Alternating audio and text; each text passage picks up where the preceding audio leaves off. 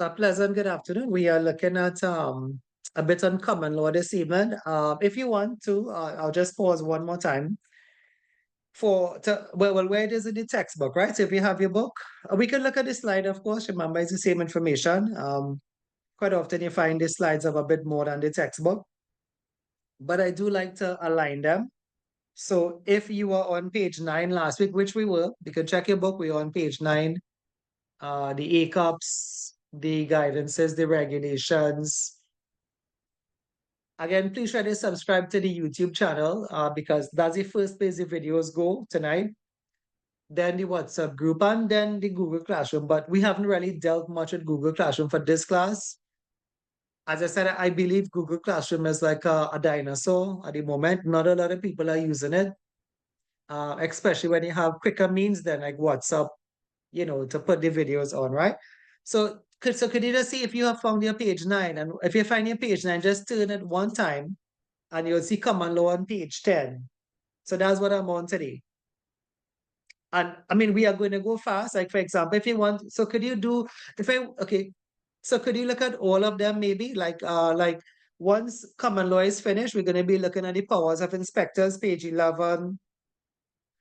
Once that is finished, we're going to be looking at enforcement actions, fees for intervention. Page 13, fees for intervention, FFI. And then we're going to finish this today. We're going to get into civil law. Page 16, page 17, we're going to finish this today. And that'll be the end of the bulk of chapter 1 that's on the syllabus anyway, right? So let's go straight into it. I think I hit the record button there already, so we could make a start, right? So we have common law, its origins. So this part of law that is not embodied in legislation or parliament, common law developed after the Norman Conquest, 1066, as a law common to the whole of England rather than local law.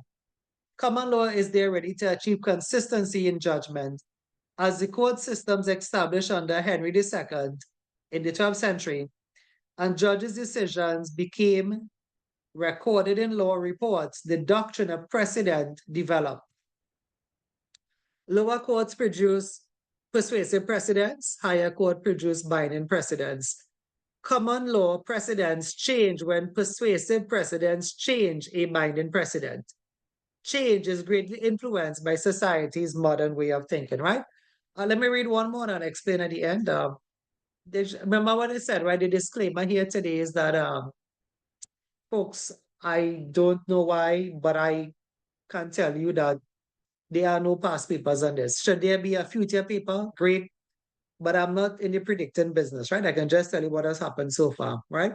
So common law, the burden of proof is on the claimant. By the way, who is the claimant? In case you don't know, you are the claimant. The claimant must prove their case on a balance of probabilities. It involves a dispute between two parties when a tort is a Latin word that means wrongdoing, results in negligence. The party that is wronged is compensated by the wrongdoer. Claims for tort or personal injuries must occur within if you suffered a wrongdoing. I'll explain that in a bit. You have up to 6 years to bring the person up in court or to court. If you suffer an injury from work-related, causes, you have up to 3 years to bring that company up in court. Breach by the employer results in the claimant being compensated. They get compensation through the employer's insurance scheme anyway. Types of law, we have criminal law, civil law. Criminal law is an offense against the state. For example, when you break the law of the land, like the HSW Act or the Ash Act in Trinidad and in Guyana. Civil law involves private individuals seeking compensation. They will have a burden of proof to be, but the burden of proof is what they call a balance of probabilities. What that means is that you would have to say your side and the person that you're suing have to say their side, right? Statute barred and stuff. There's like certain parts of the law you cannot use in a civil case. That is the meaning of statute barred. Statute barred means you can't use certain parts of the HSW Act. I don't think those things are much a part of the syllabus anymore, even though they are on the syllabus. As I mentioned, NEBOSH does not have any what is question. So I don't think they're going to ask what is the section of the act that bad, that is bad from using in civil law. Those are not the kind of questions we get or we have been getting since the pandemic, right? So I don't think there's much things there for exam anyway, right? Differences between criminal law and civil law, we can get it straight from this table. Let me try to bring this table up a bit. Then you have a similar table to this in your book. Let's look at one thing at a time, right? Let's look at this one first. So some differences between criminal law and civil law. Criminal law is the law of the land. It's acts and regulations. We kind of covered that last week. Common law is laws made by judges like Judge Judy. We kind of have mentioned that already too. The purpose of criminal law is to punish. The purpose of common law is to provide redress. Now, redress is another word for justice. It's to provide justice. And the justice they're talking about is money. If you break criminal law, like the law of the land, like the speed, the speed limit, you can get a fine or imprisonment. If for civil law, the person is normally, compensated through the insurance schemes, right? Different court systems, magistrates courts can hear, like speeding ticket matter, criminal matter. Also, magistrates court can actually hear common law matters in the Caribbean, right? In the UK, they have what are called county courts. We don't really have much county courts in Trinidad and in Guyana, but we have the magistrates court, which is the lowest court of the land. So there are some differences between them. You know, the burden of proof for criminal law is beyond all reasonable doubt. As I was saying, the burden of proof and civil law is a balance of probabilities. Now, I think I could stop this here. The reason is that I'm saying, and you'll hear me say this about 20 times today, we do not have any questions on these. So as much as you have it here, you want to take a look at the one in your book. There's one in your book too. There's a table in your textbook. The one in your textbook is on page 8. I don't have any questions like this. Because I think, like I said, they are not asking what is the difference. There are no questions like that anymore, right? Because you have to go into your case studies now. So if it was to come, again, like I said, this is a joke. This is like a, like a sort of humorous stuff. Now that for every class I've had, I've been saying you will be the first one to get it. And this has been, 5 years now. And nobody has ever gotten a common law question. But if you were to get it, it's right there on the slide. If you get the differences, you can take it from here. You can take it from your book. Not an issue anyway, right? So we are okay with that. Just tell me if you're okay with that. That's how the whole of today is going to go. There isn't much things to reflect on. When I say reflect, I'm talking about past papers, of course, right? So if you want, you can get back to page 10, common law. And just under that, just under common law, you would see the enforcing authority. Right? See if we can find that. If not, just look at the slide. It's the same thing. It's the same thing. Slide have more too, because remember the slide have pictures, and this is a picture that I took and whatever have you, right? Actually, no, this one wasn't me. I took the one of IOSH, which is a similar building in the UK. Sorry, this picture here talking about, I took this picture. This is a picture of the front of the IOSH facility in the UK in Leicestershire. This picture is about 15 years old. Well, from the time I took it. Probably good in 15 years now. I'm going back in November, December, so I'll take some more and I'll show you all again. But that's the front entrance to the IOSH building here that you just saw, that's in the top of your slide.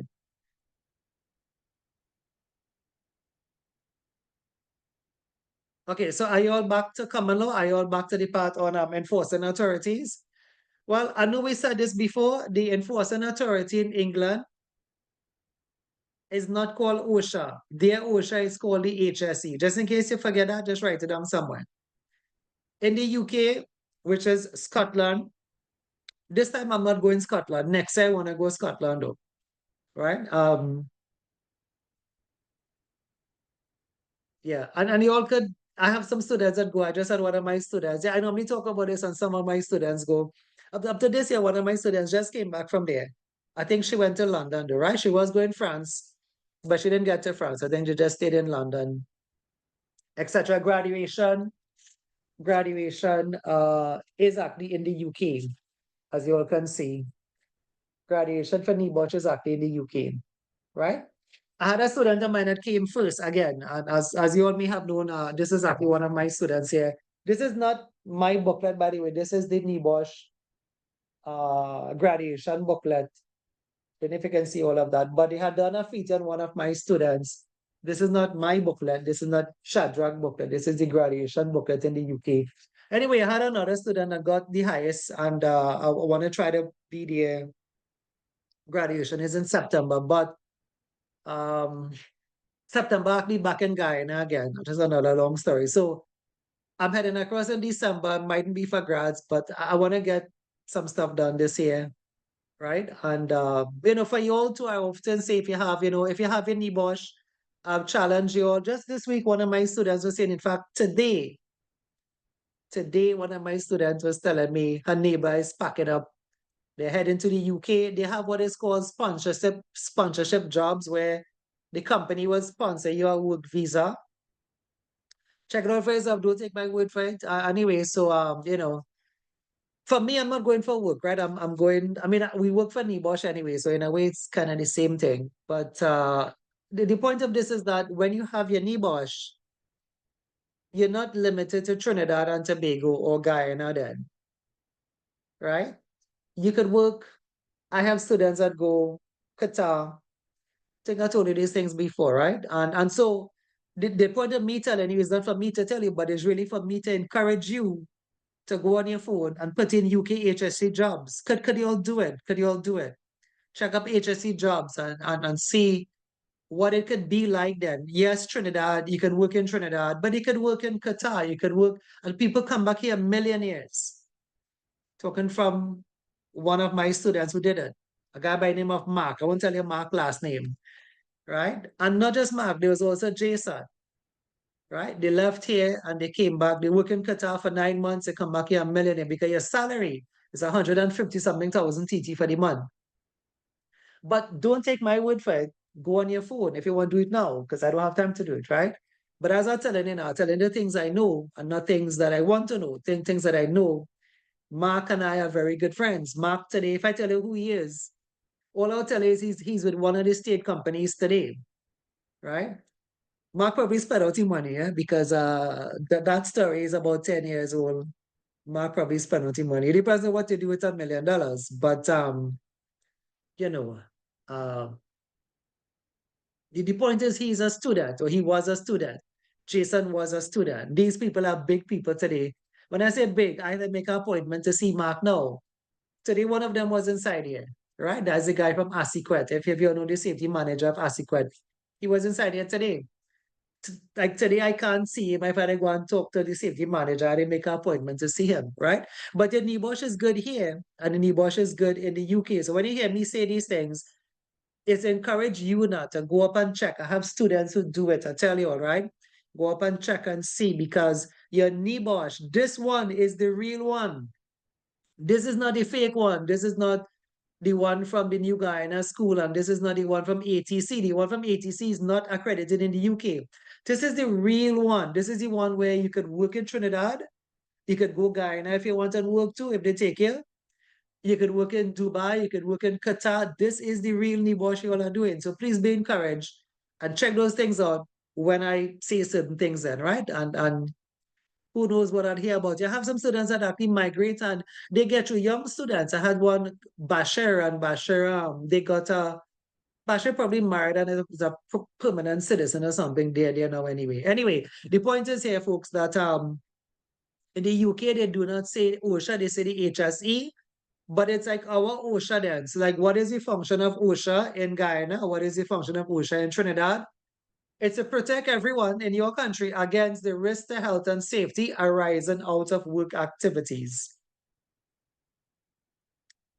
I just realized my voice sounding different to how, like by 8 o'clock this morning was sounding different, right? Another function of the HSE/OSHA to conduct and sponsor research. Another function of the HSE to promote training. Another function of the HSE or OSHA to provide an information and an advisory service on members of the public, to submit proposals for new or revised regulation and approved code of practices, to maintain the employment medical advisory service. This is where it is in London. I am not looking forward to see it. I want to see something else when I go, right? Anyway, what is the function of OSHA? To investigate health and safety debt, which is the HSE across there, to enforce health and safety laws, and they now operate something called the fees for intervention. So if you can find this in your book, you'll find it on page 13. Let me explain all of it for you. I'll just read this slide out and explain what it is for you. Because remember, there's no one, folks, there is no question. Please remember what I keep saying today. There's no question saying, what are the functions of the HSE? There are no what is question. The question is just for you to comment on how safety is being managed, right? So it's all based on a case study then. It's all case study based where you are given, and we'll probably look at one today if we get time. I actually have one on the view screen, right? And you are commenting on like how safety was managed. So that's why it's an open book exam. Because the book being open doesn't help you because you still have to comment on what you see in the case study. Right? I think you all know that by now, right? There is no what is question. It's all case study based. So the book being open doesn't really help you. By reason of such deduction, this cannot come for exam because this is a what is question. Right? All right, fees for intervention. I was going to read this out. So the fees for intervention, the HSE now operates a fee for intervention cost recovery scheme. Under the Health and Safety Fees Regulation 2012, those who break health and safety laws are liable for recovery of the HSE's related costs or OSHA related costs, including, see if you can understand, the cost of inspection, the cost of investigation, and taking enforcement action. Don't know if you understand that one. These regulations put a duty on the OSHA or HSE across there to recover its costs for carrying out its regulatory function from those found to be in material breach of health and safety law. A material breach is when, in the opinion of the OSHA inspector or the HSE inspector, there is or has been a contravention of health and safety law that requires them to issue a notice in writing of that opinion to the duty holder. When notification from an HSE inspector may be by a notification of contravention. Contravention means, okay, the company broke the law. Contravenes means to break, right? An improvement or prohibition notice or a prosecution must include the following information: the law that the inspector's opinion relate to, the reason for their opinion, and the notification that a fee is payable to OSHA. The fee payable by the company, the duty holder is the company, found to be in breach of the law is £174. It goes up every year. So this year it went up to £174. Yes, the book have the wrong information. That is okay because the book author cannot publish a new book every time this thing goes up in the UK. So could you correct that in your textbook and on this slide? The current fee, 2024, as of April 2024, the fee is £174. They're not going to publish a whole book to change one figure on it, right? So it's up to the tutors to tell you all that the books, well, the fees go up every year. And it's £174. I think what I'll do here, I'll just explain. I don't know if you catch anything at all. Let me just, it's a short explanation. If you want, let me just tell you it and we'll be finished with it. Right? Tell me when you're ready for the explanation. It's a short explanation, right? The slides kind of said it. Okay, listen to the explanation. So, OSHA, the HSE, have a lot to do. They maintain health and safety law. They put forward, documents and new regulations, promote training, and in fact, they work with NEBOSH as well. I don't know if you all know that. I wonder if I can prove that to you. I can probably prove that to you. but I need to get it from you for just 1 minute, right? The HSC works with NEBOSH a lot, right? In writing courses like this. Yeah. Let me see if I can find one and I'll show you.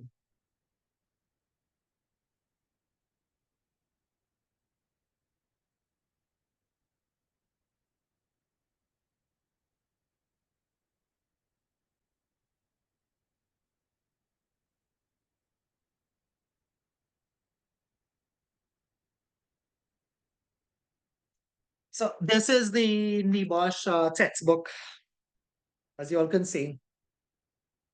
NEBOSH there. This is the textbook for the process safety course. This is somebody's book, right? Process safety management, right? But if I move my hand, what you'll see is another logo, the HSE, right? Together with NEBOSH. So the third point here then is so real because they work to promote training, they work with NEBOSH. Here you have the biggest health and safety body in the world, the HSC, the Health and Safety Executive, working with the biggest private provider and the #1 brand for health and safety in the world, which is NEBOSH, to promote training. The book here, that process safety book, is written by a collaboration and between the HSC and NEBOSH themselves. Does that make it clear to you that they work to promote training? Yeah. So when you see it's not just words on paper, then it's real. Like if you do the NEBOSH process safety courses, well, the courses is like double endorsed then by NEBOSH and the HSC in England, right? I have some students that are convinced, when I mean they are trying to convince me, to be honest, with you all, but they are convinced and convincing that I should pick up my operation and go to England. I don't know as yet, to be honest. I mean, I don't know. But I mean, it's good to see that students are looking at employment and elsewhere, right? And remember the monies. I mean, for those who know, you can check it for yourself. The monies is like for the year, the least paying job you'll get will be 3 times what you make for a year in Trinidad here in just 1 year. I think I told you of a story. If I did have a student of mine called Alonzo. He went there last year, and this year he called me and told me he was looking for a property to buy in London. London is expensive. I wouldn't really buy in London if I had to, which I'm not already. That's not my thing. But my thing could change. I always believe in change. But for him then, a Trinidadian heading to the UK and then even having so much money to say that he's looking for to buy land in London is commendable, right? Can I second guess myself here? Anyway, right. So see if you understand. So the HSC has a lot to do. I was giving you the explanation. And one of the things they have to do is that there's a law in the UK, which is what you're seeing here. Sorry, I lost it. You're seeing here the Health and Safety Fees Regulation 2012. That law has empowered OSHA then, or the HSC, to recover the money or to recover the time they spend by you. See if you're seeing that at the bottom here. Right? So the HSC is liable for recovery of the HSC related costs, including the time it takes for them to do an inspection at your compound, and the fact that they are also giving you an enforcement notice. Now, these things come at a very high fee, but on top of that, you have to pay them for their time. That is what FFI is. Fee for intervention is right there. Is a recovery scheme where the company have to pay the HSE for the time that the HSE is at their company. Does that make any sense to y'all? I'm not talking about the explanation. I'm talking about what fees for intervention is. Does that make sense to y'all? That you have to pay, they think of it as paying OSHA for the time that OSHA is by you. Does that make sense to y'all? I mean, I'm not talking about the explanation I'm saying. Does that make sense to y'all? Tell me. Yes, it What does. you think it does? Well, a lot of people in England said it doesn't.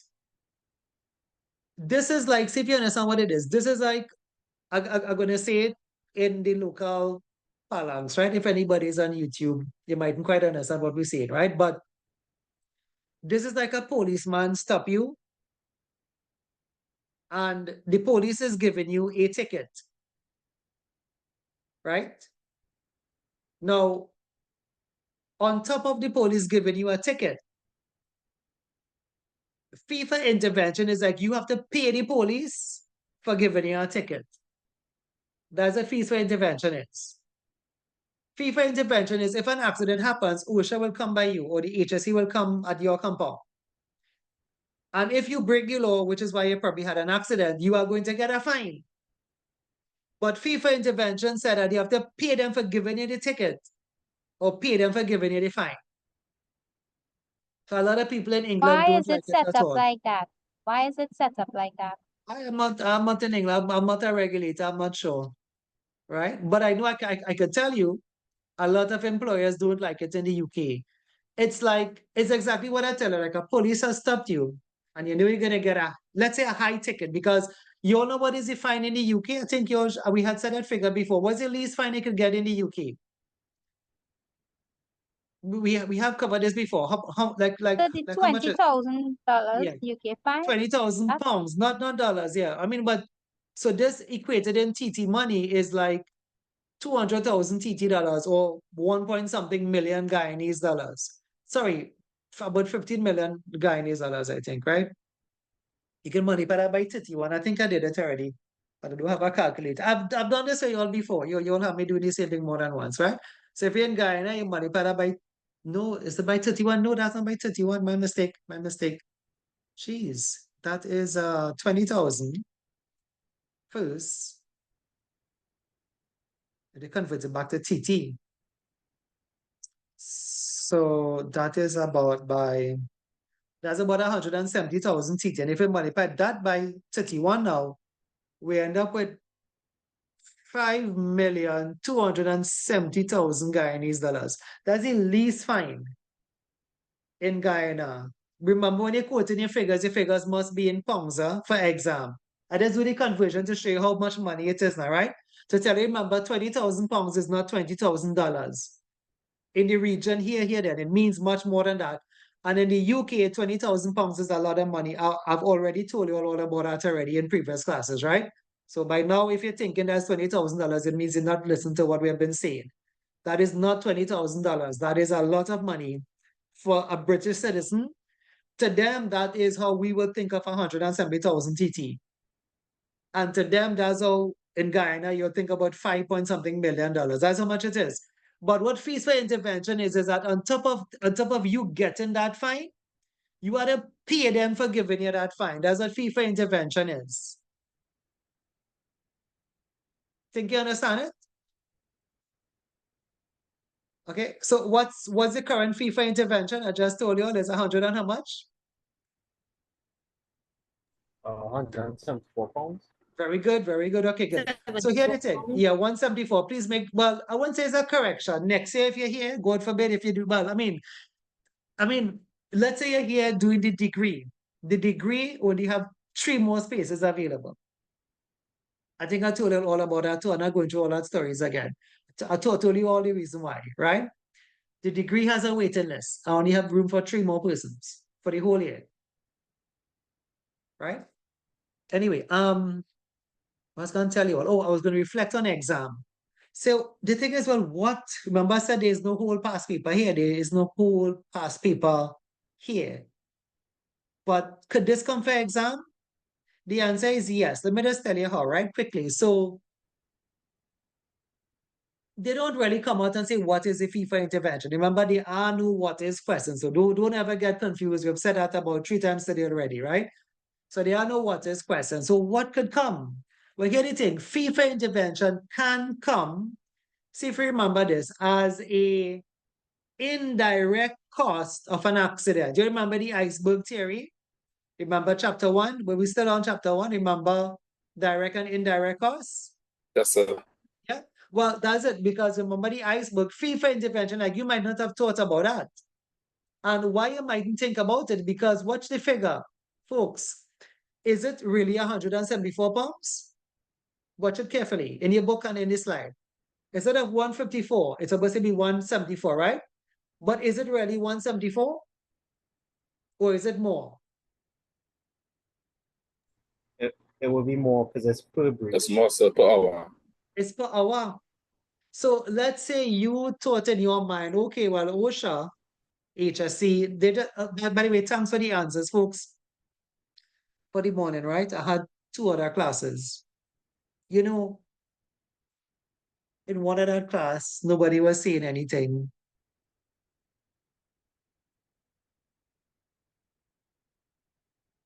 20-something people in a class and nobody's saying nothing. You see, you all answered me just now, they wasn't doing that. I almost tell them I go and close down the class and tell them read out the notes on their own. Because, you know, when I'm here to teach, I'm not here to read, right? But simple things I ask, you know, like a simple question like that. So you all happy. So I had to stop just now because for the first time for the morning, I'm hearing somebody talking beside me, right? So thanks very much for the answers, right? Yes. So yeah, very good observation, because it isn't really 174, it's 174 per hour. So therefore you could say, well, we had an accident, we didn't provide safe plans, safe systems of work. OSHA is really coming, or the HSC is coming. And we could only hope that they finish in an hour time. But let's say the arch inspector take 3 hours, or they take 4 hours, or they take 5 hours. Because if they know they have money to get, right? Maybe, I'm saying, maybe what could have been done in 1 hour, they may take 2 hours. Now they have strict guidelines. I'm just saying, maybe there's a difference between what the employer thought was going to be 1 hour, and it ended up being 2 hours, or 3 hours, or 4 hours, or 5 hours. Right? So then it is an indirect cost. It is an indirect cost, because you may be thinking, okay, the arch inspector is going to be here for 1 hour, HSC is going to be here for 1 hour, but you were wrong. I mean, the person did take a longer time. Maybe that's the nature of what has happened. Maybe it's a serious accident, God forbid a fatality, and they were not finishing the hour. So then you end up spending more money. So fee for intervention, as I said, nobody's going to ask you. Please take a note of that. But you can remember, fee for intervention makes a very good uninsured, hidden, or indirect cost. Fee for intervention makes a very good answer like that. Look, I even drew it there for you. So I can't tell me I didn't tell you that, right? Fee for intervention. And this is just one answer. That's I tell you, today's work, it have little things for examiner, but it's kind of hidden up here and there. And this is one of them. Tell me if you're okay. We're about to go to the next one. You know, a funny thing, right? You know, when I came back from the UK some years ago, I brought back some monies with me, some coins and stuff, right? But here the thing, right? But remember, we had face-to-face classes before the pandemic, right? So like whenever we were in class and somebody performed well then, right? If somebody performed well, I would have given them, I give them like a UK coin. And you know, I give away all. I don't even have one left. That's sad, eh? It also is good because it means people have been doing well. And so it's like I give them away. I don't have any left. When I go this time, I'm gonna get if anybody does well in this class, I'll give you all one too. But I hope not to, but it's been some years, right? I hope not to take so long to go back this time though. If you, well, we all have, I was going to say if you have, but maybe for some of us is if, right? Because we all have grandparents. If you was still alive, I don't know if you know, if you are in Trinidad or if you're in Guyana, do you know that your grandparents were British citizens? Yes or no? Do you all know that your grandparents are British citizens? Yes or no? You all know that? Yes, sir. Yes, Yes. we can remember before independence, what were we? I have my grandfather ID card. No, I never met him, right? I mean, I guess he died before I was born, but I have my grandfather card. Yes, the person, yeah, like so, like my name is not really Shadrach, because other people call me Shadrach. But of course, you'll see my name is Samuel there, but everybody says Shadrach. But so Shadrach was actually my grandfather. And I saw his card and it having a British citizen. And I say, way boy, I mean, the things that people fighting for in this generation, these people had it long time. Being a British citizen meant that you could have just gone, like, oh, we could go to Tobago. Those of us from Trinidad I'm talking about, like we could go and buy land in Tobago and live in Tobago. That is what being a British citizen meant tonight. Like you could have just gone and live in the UK. In fact, our grandparents were paid in, well, the pound or whatever have, and that's how, like if you hear some Trinidad slang, then you like you hear things like penny cool, but penny is really like penny is a currency, right? Penny cool, right? And of course today it has gotten a different, annotation to it. Anybody remember what they call a bob? A bob? I guess if you're in primary school, that was a bob, and then from that you had a bobby. A bobby is a kind of chocolate we have in Trinidad, but it was really a bob for it. A bob is how much? How much money is a bob? $25. Yeah, do you know they still have bobs in the UK? Yeah, a bob is still something in the UK. It hasn't gone away. But like anybody have any coins like your grandparents had and they passed it on to you? And so my father still have, but he not giving me that. And we don't even live together. But but my father still have from his father, which is my grandfather. But I don't have because I give away all of mine when I came back from the UK, right? This time now, I'm not gonna give away all. Anyway, the point is here was the whole money value of it. You saw the money he had, how much, like you can still get a lot of stuff in the UK that is relatively cheaper than the Caribbean then. Probably Guyana is different. Guyana may be more, but when you work out the conversion rate, maybe it is the same thing. I know, of course, the salary is better, and of course, if you go to other places, so like I said, I have students in Dubai and stuff, and they make way more than like what we would make here. But it's NEBOSH is what they have. For safety, then it's not as if there's something else you have to do in it. It is NEBOSH. It's this. This is what you have to do, right? Anyway, hopefully you understood what fees for intervention are. Really and truly, there is no question on it. You may be the one to say, well, an indirect cost is fee for intervention, right? Please remember the money value, it's £174. If you want, you could actually turn the page a bit. I think we have to turn back because I went forward to show you a fee for intervention. We have there the powers of the inspector. Page 11, if you have yours. Page 11, the powers of inspector. What I did with my water. See if we could find it, and I'll come to it now.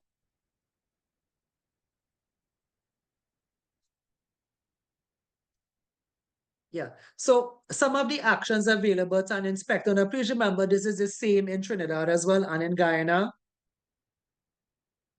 I don't have enough time to tell you all everything. I'll be here whole day and whole night.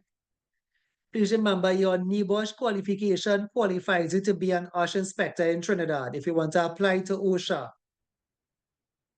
In Guyana as well, I have worked with Minister Hamilton. If I have any Guyanese here, he's the Minister of Labor in Guyana, and in Guyana, OSHA is under the Ministry of Labor. Right? So I'm doing training for them as well. But in Trinidad here, the present head of OSHA is Franz Brisbane. He's a past lecturer of mine. And in OSHA today, they are students of mine.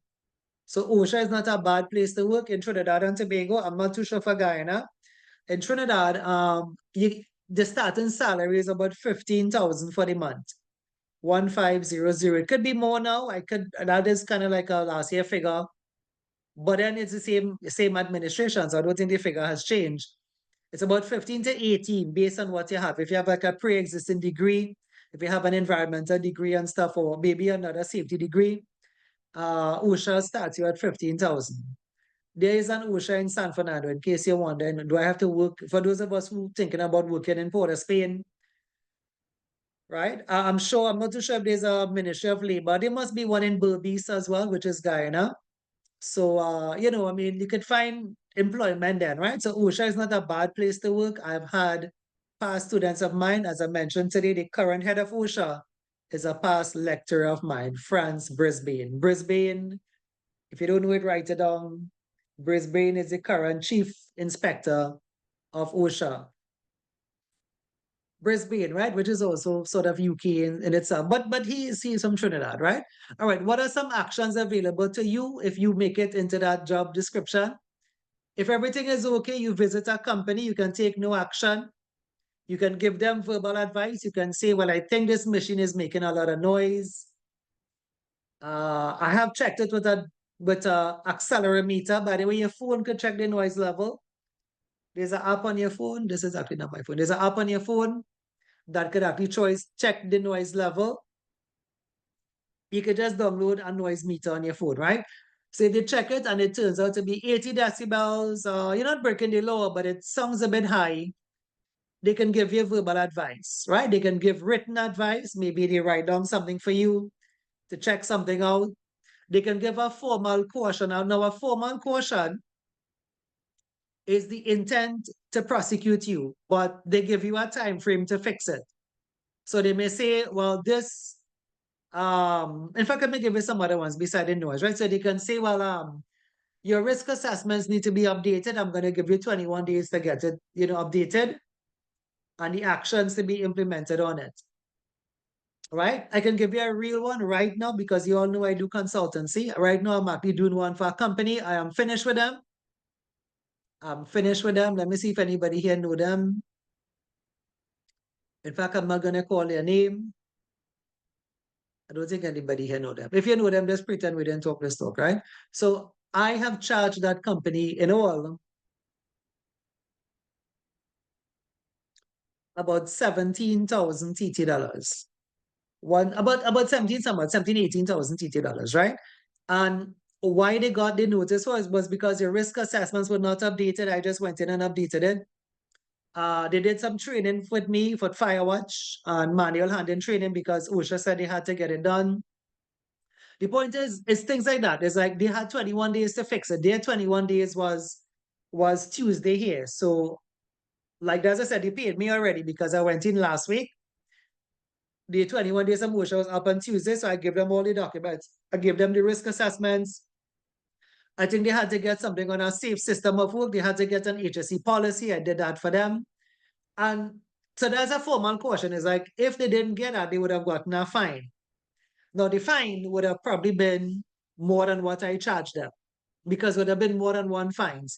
They may have had to pay that was about 5 breaches I saw. That may have been about 50,000 TT if they didn't fix it. But that's a formal caution. The formal caution is that there's an intent to charge you unless you fix it. And if you fix it, well, then you avoid the fine. The only thing is that you have to pay people like me. And I mean, my prices were cheap compared to the other persons out there because another consultant told them 100,000 TT dollars.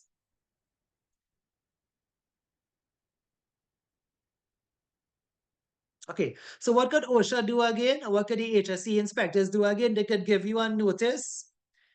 If things isn't that bad, they can give you what is called an improvement notice. If things is dangerous, like maybe you have dangerous equipment running, there's an equipment without a guard, a machine guard on it, they can give you a prohibition notice. Now, a prohibition notice stops your work. You cannot work if you get a prohibition notice. It's like closing you down. You all must be aware, like for example, in OSHA in Trinidad has closed down some companies for the 21 days and you cannot work, right? You have to get people to help you do the risk assessments. In fact, you'd have to go to court too.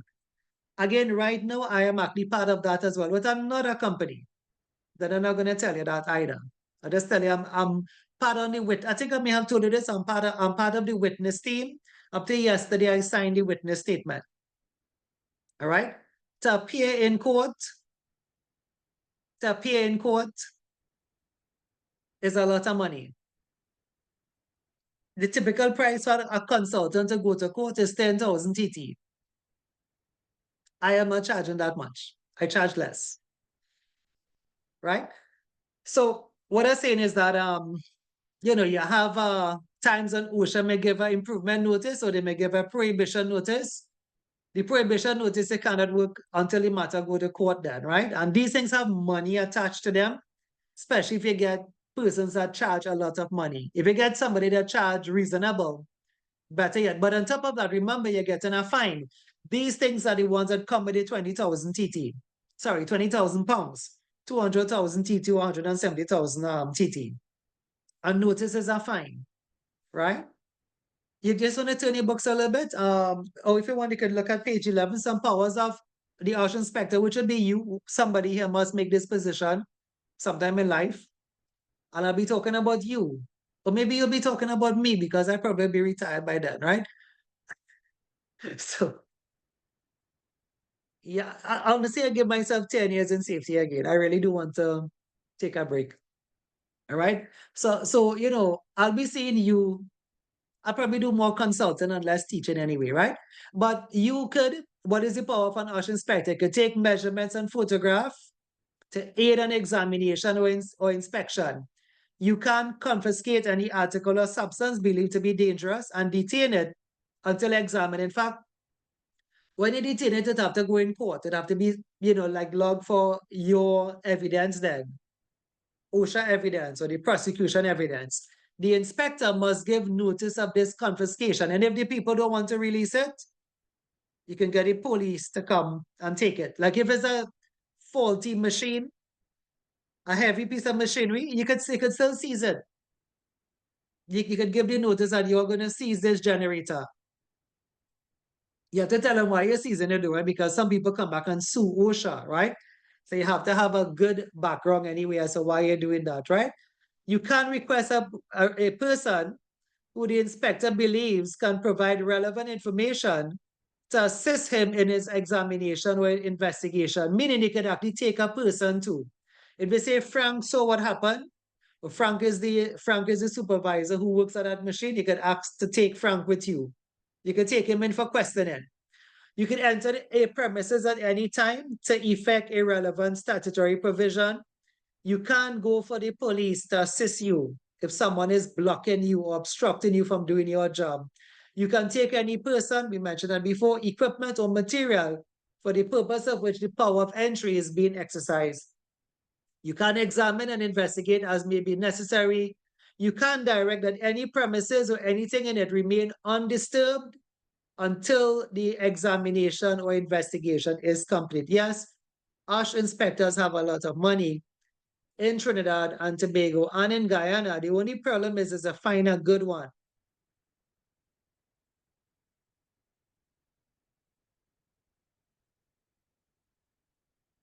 A lot of them take bribes. In Guyana too, that's a normal thing. I didn't even know that in Guyana. Guyana is more on the bribe side than Trinidad. But if you find one that could flex in Trinidad, you could bribe them with money. Guyana is normal. It's like normal thing to bribe them. Right? And I know you all don't believe it. I didn't believe it either. I did not believe it either. You probably think I'm making a joke. This is not a joke. The police actually expect a bribe in Guyana. If a police stop you, they actually expect for you to bribe them. This is not a joke, people. This is how it is, right? Trinidad, I grew up, I mean, I was a boy in the 80s, 90s, I was in high school, right? But Trinidad was like that, and Trinidad was where like you could have bribe a lot of police in Trinidad. You can't bribe too much of them anymore. There's not the culture anymore to bribe the police in Trinidad, but still is the culture to bribe the police in Guyana. And Arch inspectors can't take bribes as well. I know some of them. This is Trinidad I'm talking about. I know some of them that take bribe, right? And not, when I say I know them because they are either past students of mine or lecturers of mine. I know some of them have weaknesses for certain sweetnesses, as we will say. So some of them take bribe in different forms. Some of it actually being food. I know one who does take food as bribe, which is such a strange thing to take as a bribe. But it's not all what you may think then. It's not all that bad. I mean, food isn't a bad bribe, right? But then who will take food as a bribe? I know one does take food as a bribe. What do you think? This is Trinidad I'm talking about, huh? So like plenty food, not like KFC. Ration for the month? Like ration? Like a grocery bill? K-Shell, yeah. Yeah, K-Shell. I didn't know the police was that bad in Guyana, you know. I thought it was a joke, you know. I thought when somebody told me that, I thought that was a joke, but they were telling me a lot of police constables, they actually go out there to make like a shift, but then they take bribe. So a lot of police like constables, which is the lowest level, they have maxis, they have taxis on the road, and a lot of that money is come from bribe. Trinidad police is not that way too much anymore, but I said OSHA is not quite police. I know Ash inspectors just take monies, and I know some of them that take food. To answer Michelle's question, the food that a lot of them request is wild meat or like the more exotic animals than we have in the region or in Trinidad. I just telling you the way it is, right? I just telling you the way it is. You see, it depends on you. So that's if you get in like today, France Brisbane is the head of OSHA. France is not like that. France is like me. France is a teacher. A lot of people talk good about him, the head of OSHA today. Like, you know, like if you don't know something, France will tell you because he's a teacher by nature. So like if you are a junior inspector and you now come in and you don't know, like you don't know a risk assessment, you don't know something in OSHA, France will actually teach you it. By nature, France is a teacher. So it all depends on you. But then when you get in OSHA, you are the one. Remember the class we had on culture? You come with your values, you come with your attitude, you come with your perception, you come with your belief. So OSHA is, and the police service is whatever we are, right? So if you are a person that you always like, you know, money, well then that's what would happen. You end up taking bribe. But Trinidad is kind of coming out of that, right? But remember, it all is dependent on the individual sometimes anyway, right? All right, you want to take a look at your book? Just want to watch along in your book a bit on page 11, see if you see some of the same things. I'm not spending long on it. I'm just reading the first, the middle, and the last. And you all know why? Anybody can tell me why again? It's because they have no what? They have no, No questions coming at that area. yeah, the whole class today, I tell you, so sad, eh? But you see, this is a what is question, and that's why they can't ask you. Like the powers of the inspector. I mean, the only way to ask that is what? What are the powers of inspector? But remember, they don't know what are questions anymore. Sad, but that's how it is. I'm thinking, I might as well be thinking about question. I'm thinking like, suppose they tell you, oh, sorry, the HSE did give a notice and they asked you to comment on it. Comment on why. That could be a good question, but like it's not a past paper now. It's not a past paper. I'm just thinking how is the question could come. So from your book, the first, the middle, and the last, page 11, the first thing, the powers of the inspector to enter premises at any reasonable time. Somewhere in the middle, I'm just picking it up, right? Somewhere in the middle, to take photographs, drawings, and measurements. And the last one, to seize and render harmless, if you have a textbook, by destruction. Already they shouldn't do that because they may get sued, right? If necessary, any article or substance that gives rise to imminent danger of serious personal injury. Well, what they should do if something, they shouldn't destroy the company property. What they should do, they should give notice that they are going to seize something and they're going to log it and keep it till the trial. Even if it is an excavator or a forklift, they could send for the police and the police will seize it, bring it into the Ministry of Labor there in Guyana, or bring it to Duke Street in Port of Spain and have it stored there if there's anything, right? Because it's so dangerous that they have to seize it, right? Do you all think that happens in Trinidad? Do you think there's any OSH inspector with that amount of backbone or in Guyana to do something like that, to seize an article and to seize one of Junior Sammy excavators? What do you all think? No, Or do sir. you think, Never or do you gonna think, happen. or do you think Sammy would just tell him, hey, hold 10,000 TT and go in the back and eat some food. Real food I'm talking about. I know you're like, There are some people that can be very serious about their jobs. I don't know any as yet. I I knew think that one. Sammy may try that stunt, but I also think it have people who actually have the guts to do things like that in Trinidad. Yes, I believe that too. And I was telling you, no, I know Sammy will actually do that to them. I know that because those of us in Trinidad, you all know that. Anyway, I'm not going to talk about that family too much because y'all know they are, people go missing and stuff here in Trinidad. But I know Ash Inspector, let me just tell you this story, right? Who did that to her? But guess what? Those of us in Trinidad, guess what happened to him? He had backbone. France had known him very well too. All of us knew each other. I mean, like, all of us were tutors, but I'm still, in it anyway. I would say France is in it too because even he's OSHA, he's still a lot of people are saying he's actually teaching them in OSHA, right? He's a teacher by nature. But I know somebody was at that in Trinidad, but he passed away. At one point in time, I know he had given well, those of us in Trinidad, you all know Anans, right? Anans. I mean, you must know Anans if you're in Trinidad, right? And I suppose there's Anans in Guyana too. People go missing with Anans, and these things we shouldn't say, live here because I may go missing. But yeah, he had given Anans notice. This person I'm talking about, he passed away now, right? And they followed him. They followed him up to San Fernando and slash his tires and whatever have you. Right? I kind of leave it there. But you know what Trinidad culture is like? And you see, an Osh inspector doesn't have a licensed firearm. So imagine you going up to, what's the famous gold man in Guyana again? What's the famous gold guy in Guyana again? The one that gets things done for you when, Mohammed? yeah, Mohammed, yeah. So imagine OSHA going to give Mohammed like a notice. Or in Trinidad, imagine if an arch inspector going to give Junior Sammy or Anans a notice. You had to really have some backbone. Because these people, I mean, the ones in Trinidad here, can be, I guess this is alleged, but can be. But the one I told you about the slashing tires is real.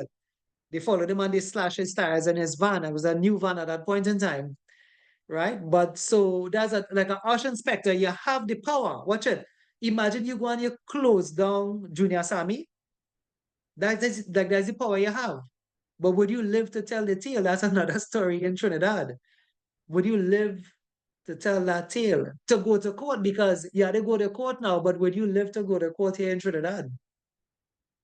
Arch inspector, a lot of them, that's what I tell you, a lot of them, you hear what I tell you, a lot of them, they will settle for money or for food because you're getting a good salary.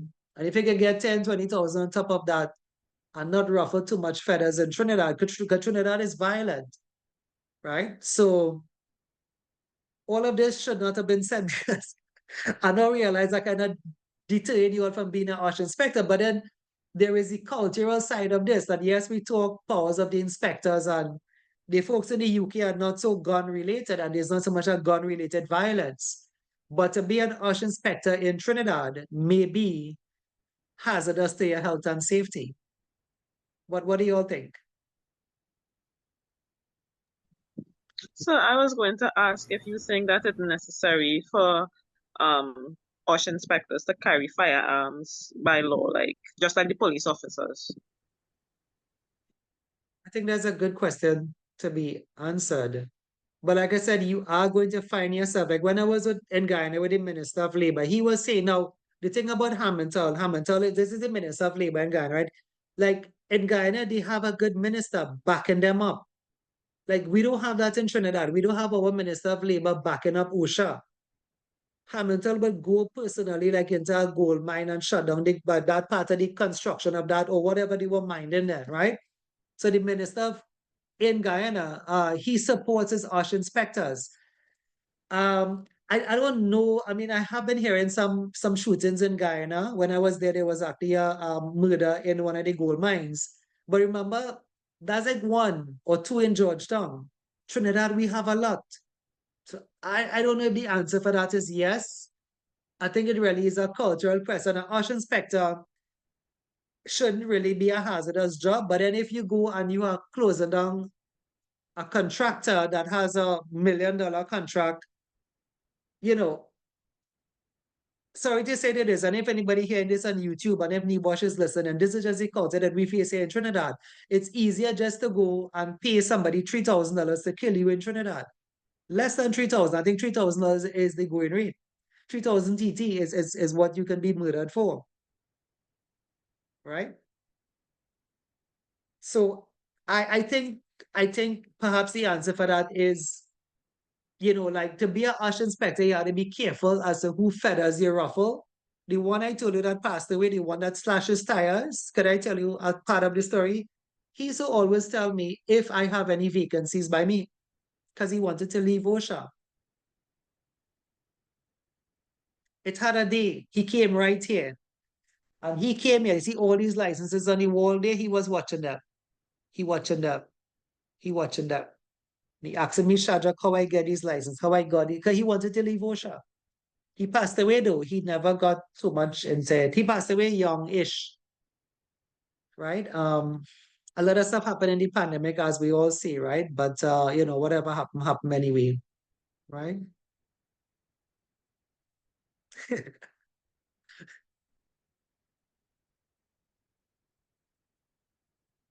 Yeah. I think, so maybe that's the point I'm trying to say, right? That with your NEBOSH, you don't have to stay in the region. You could apply to be a safety in England. Have you all done it? You could apply to be a safety in Dubai where there's no murders at all, right? You're not limited to Trinidad and Guyana. Have you all done it? Or are we just talking? Have you all gotten on your phone and not seen my phone, right? Have you gotten into your phone and put UK HSE jobs? Have you all tried it and see what could be the future? If not, please Not do. I think so, but I definitely will. Yeah, try it and see. Just go on Google UK HSE jobs. There's actually a magazine published by Irish called the SHP magazine. You could write that down. The Safety and Health Practitioner magazine. Like dream a little bit now, like those of us in Guyana, Trinidad, dream a little bit. Yes, you're dreaming of a good job in Trinidad. And that may be an industrial job. It mightn't be with the government. It mightn't be with OSHA. I mean, just to be honest, because of the culture that we are in. But dream a little bit. Dream a little bit. Dream a dream where you can see yourself. Look, I tell you, I could give you the people name, you know. I was trying to give you the names, but of course you might know them. I said Mark is one, right? Jason is one. I had one recently, Christian Dad, right? I know Christian Dad as, again, we say in the local parlance, catching his tail. Just like me, he's a trainer, right? And catching his tail. And he would train for me sometimes, like how Francis would train for me. And the last thing I heard is that he went away. I think he's in Qatar, could be Qatar or Dubai. And again, his salary, folks, is more than 150,000 TT dollars, right? For the month, for the month. So less than 9 months, you make 1 million TT plus, right? I wish when I was younger, like, like I started NEBOSH late. Remember, I told her I started NEBOSH in my 30s and 34, I didn't drop in safety, even if I may look like that. I didn't start NEBOSH young. Like if I was like like today, somebody came and registered, they were 18 years old. I wish I had a chance to get NEBOSH and go away. I could still go away, but chances are I'm not going to go away to work anyway, right? Because I have some sort of licenses here already from NEBOSH already. But I wish I had a chance. So for 3 years, you're going to come back here a millionaire. I wouldn't be catching my tail here in this small office here, right? But maybe for you it's different. So maybe I'll hear about you one day instead of hearing about Christian that, which I'm happy for. I'll hear about you. I'll hear that you, Eddie Grant, or you, Lex, you are the one that you got through, right? And you got a 3-year contract in the UK or Dubai, and you're doing well, right? So maybe that is what it is for me for now, right? All right.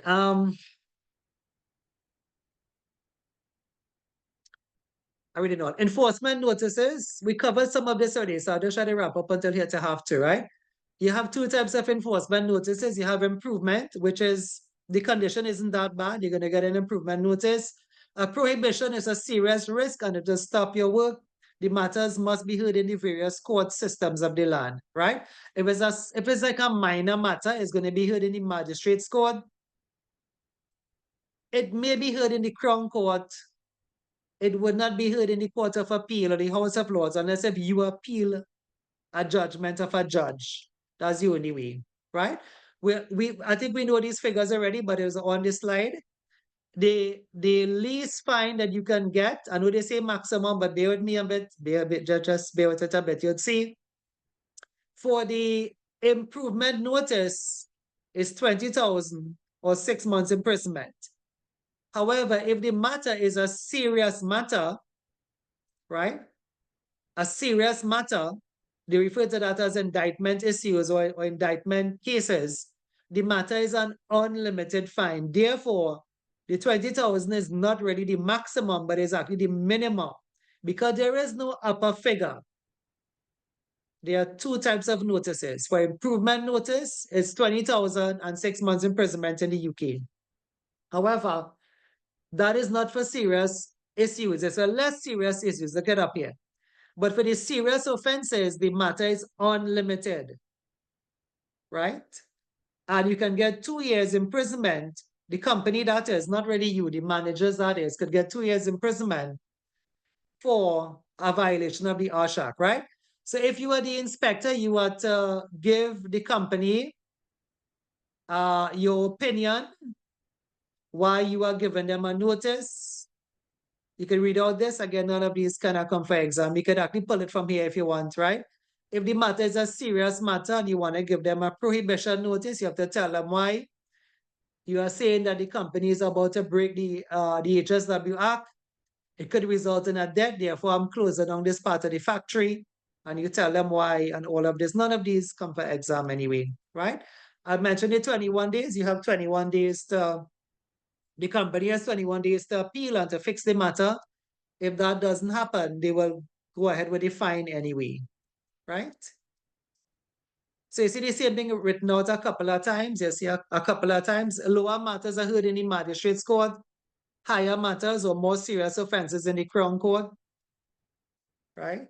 In the UK, there's a law called the Corporate Manslaughter and Corporate Homicide Act, which means that they could prosecute managers and directors. And in BP, 2 employees at the British oil giant BP have been indicted, which means it's a serious offense. If you go back, none of these are exam. They're showing you the link between them, right? Where was that? Indictment. You see here, indictment was a serious crime. So BP had an incident in 2010. There was a movie on it known as Deepwater Horizon. There's a movie on this. So 2 directors of BP, it really was 2 directors, right? Of the oil giant BP have been indicted on manslaughter charges in connection with the 2010 Gulf and oil rig blow that killed 11 workers. BP Exploration and Production Incorporated pleads guilty and is sentenced to pay a record £4 billion. So that's why there's no upper figure. The least we know is 20, but this is something serious. There was a death, and there's a law there called the Corporate Manslaughter, Corporate Homicide Act that holds the managers responsible. And the responsibility is not saying you're responsible, but the responsibility is a fine and jail time, right?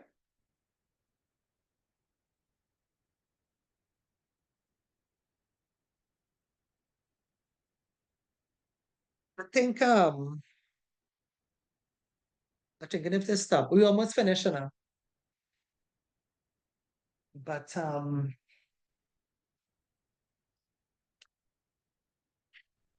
think I could read out this. I could just tell you what the slides have now. Okay, remember nothing here is exam. I could just explain the slide, right? So the next thing you see, if you want to line this up with your book, it will take me 10 minutes and I'll finish it. Because there's no need really to understand or to read every single word. I have a question. Sure. Where we had a case in Trinidad where 5 divers, died in a pipeline. Yeah. Yeah, Does this fall into the category with manslaughter and negligence? it does. Well, negligence, yes. But in Manslaughter, no, Trinidad, the law is because different, yeah, because we don't have this law. We don't have Right. we don't have corporate manslaughter in Trinidad. right? But coming out of the Commission of Inquiry, which you also on Facebook and TikTok and stuff, those of us who are onto that, the recommendation was for us to pass this law in Trinidad. But we all know it would not be passed in Trinidad. Right? Coming out of the Commission of Inquiry, the host was Lynch. He's from the UK. And Lynch recommended that we incorporated this law here into our regulations and laws in Trinidad and Tobago. But it doesn't have it. Though what it means that, I don't know if you understand what it means. It means there is no law holding the head accountable. There is no corporate manslaughter law in Trinidad. So people will continue to die and the directors of the companies will continue to laugh. Why? Because there is no law. Now you mentioned the other word, which is compensation.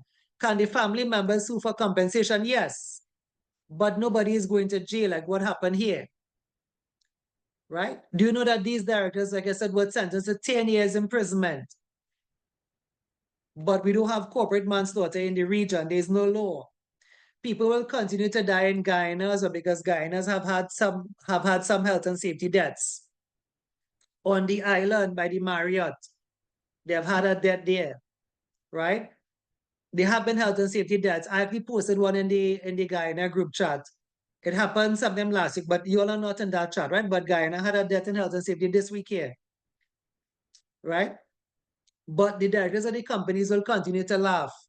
Junior Sammy and whoever it is and whatever, they would continue to laugh because we don't have this law here. You understand? They like the divers then, Paria, they will continue to laugh and eat and still get a lot of money because we don't have this law here. That doesn't affect them. You know how I know it doesn't affect them? Because I know some of them. And I tell you all that story. I know some of them. I know somebody supervisors in that Paria incident. It doesn't affect them. They were eating and drinking for Christmas as normal.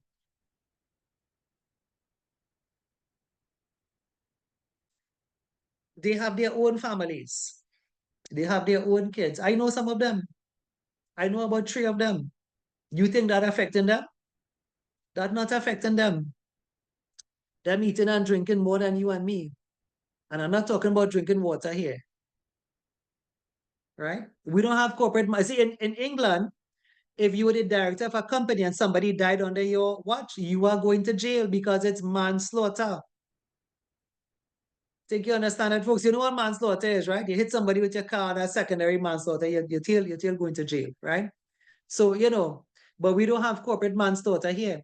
So people in Trinidad and in Guyana will continue to die, and the managers will continue to go and eat lunch on Friday and drink on Friday. Normal. I actually know some of them. I'm telling you, I don't know if you believe that. I know on both sides. I know companies where people dying. Like it had one, like it have, I'm a consultant. Remember, I told you 2 things today. I'm a consultant for another company. That company had somebody fall from a crane that is in a critical condition. And when the director was telling it to me, he was kind of laughing, he was kind of chuckling. Right? Next thing he was open a whole bowl of fruits and salad to eat. Right? One of his workers fall, the person have spinal injury, the person might make it brain damage. Right?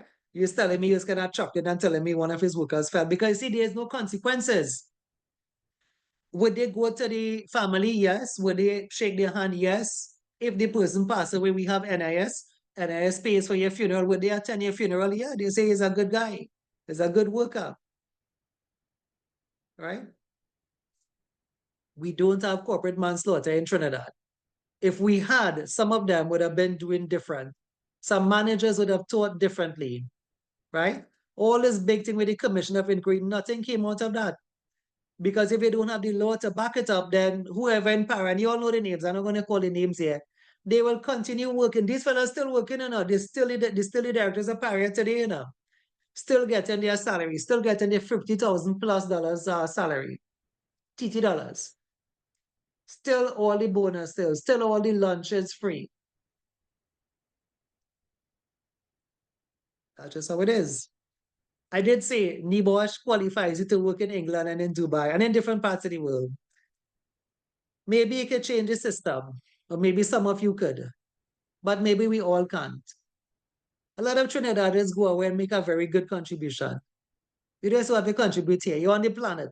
So maybe your contribution is for the planet and not just Trinidad and not just Guyana. All right, I was going to tell you what these 2 pages have on it. If you look at page 16 and 17, so what you will see on page 16 is what you must prove to win a case against your employer. There's a history case here. There's no past papers on that. What you must prove to win a case against your employer, you could hire a lawyer. The lawyer have to prove a duty of care was owed. It's on page 16. See if you could spot it, duty of care. Then you have to prove the duty of care was breached. Then you have to prove the duty. Because of the breach, you suffered an injury. There are no past papers on this. You or your lawyer have to prove these 3 things. A duty of care was owed, a duty of care was breached, and because of the breach, you have suffered an injury. That's page 16. On page 17, what you're looking at is what the employer can say in the defense. The employer can say, I'm reading from the book, there was no duty of care owed. You are lying. They can say, the duty of care was not breached. They can say, there was no foreseeable injury, ill health. They can say, voluntary non-fit injury, meaning you willingly accepted to do that unsafe job. Coming back to this slide, they can say you contributed to the accident. They can say, well, I think I read these 2 already, right?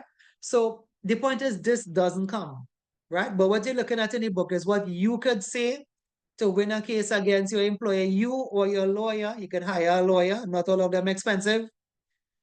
And again, remember, tell you, I'm part of a law case right now. The guy has a good lawyer. Not the best, but he have a law team behind him, right? If he had hired a Panday or something, you know, he would have sure win.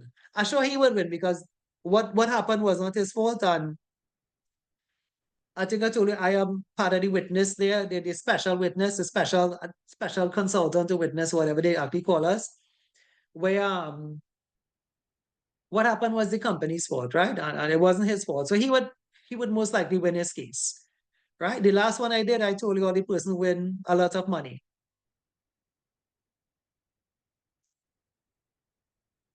All right, so could you all read this out and we are finished there? The 2 pages of what could you do to win a case, and the other one have what the employer can say to defend himself. The judges would make a decision based on how the evidence rule. If you are genuinely injured, which is the case in some of these cases, you will get compensation. If you are lying and that comes out in the case, well, you'd lose your money. But most cases, people don't take these things, you know, by fraud. They are genuinely harmed in some way, which is why they are seeking compensation. You have doctors' report and doctors' bill and x-rays and stuff that could back that up. And if that's the case, well, you are going to win your case anyway, right? Could you all tell you all this one funny little thing as we're talking about this? I'm going to wrap up. We're going to stop the recording. A lot of stories today, but the stories are often meant to make it real. Otherwise, this whole thing would be boring for you all. So hopefully you all know it is real, right? I'll tell you one funny one, but I'll stop this recording here.